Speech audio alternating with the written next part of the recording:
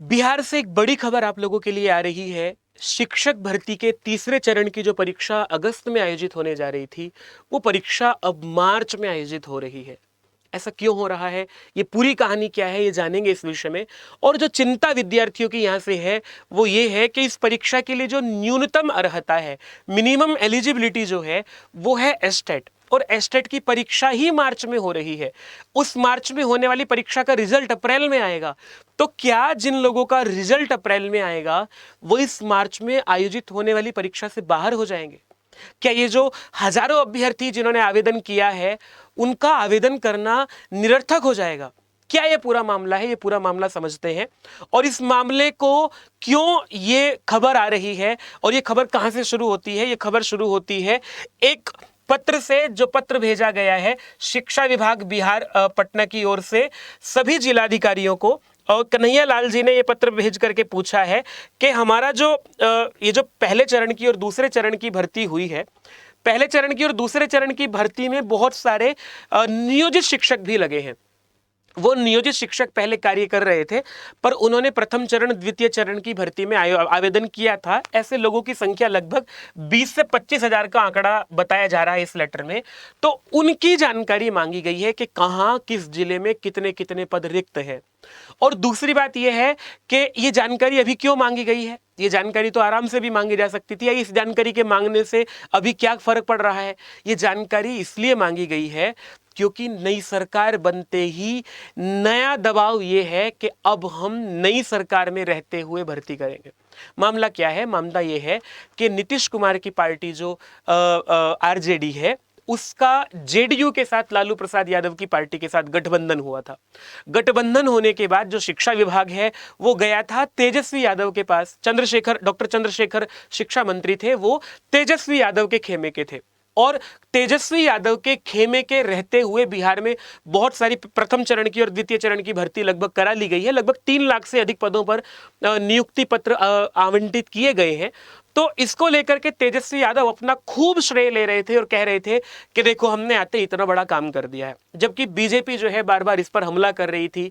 और इसको लेकर के बाद में कुछ घटनाक्रम इस तरह का बनता है कि जेडीयू और आरजेडी जो है, दोनों के बीच में, नीतीश कुमार और तेजस्वी यादव के बीच में दूरियां बनती हैं, गठबंधन टूट जाता है और ये दूसरा गठबंधन बनता है भारतीय जनता पार्टी के साथ।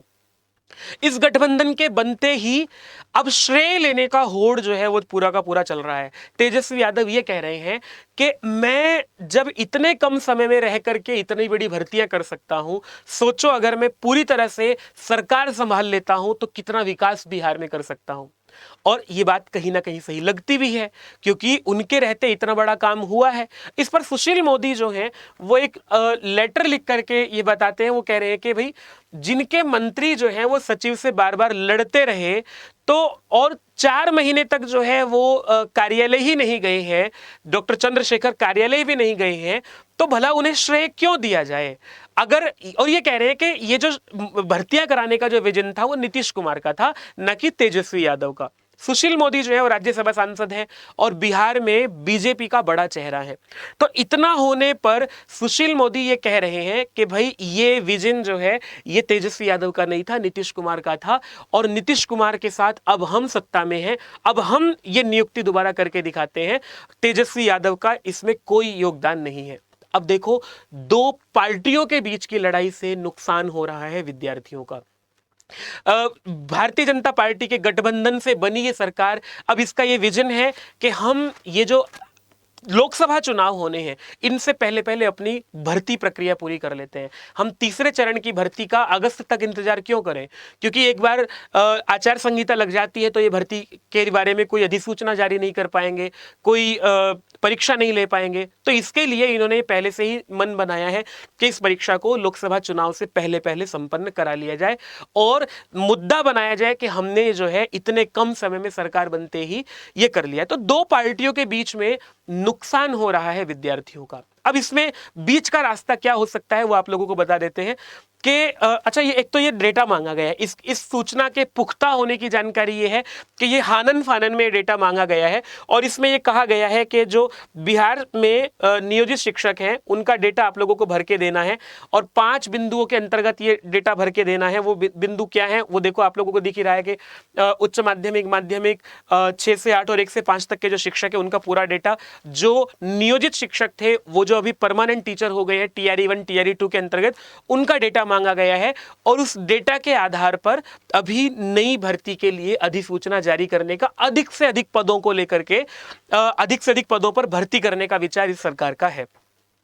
अब एक बात यहां ये आती है, इसमें एक मुद्दा और है, जो सुशील मोदी ये कह रहे हैं, ये जो भारतीय जनता पार्टी की सरकार है, इस गठबंधन से बनी सरकार जो है वो कुछ दिन पहले तक ये बात कह रहे थे, ये पुरानी इनका एक न्यूज़ है, इन्होंने कहा था कि भाई पूरक सप्लीमेंट्री रिजल्ट जो है वो जारी होना चाहिए।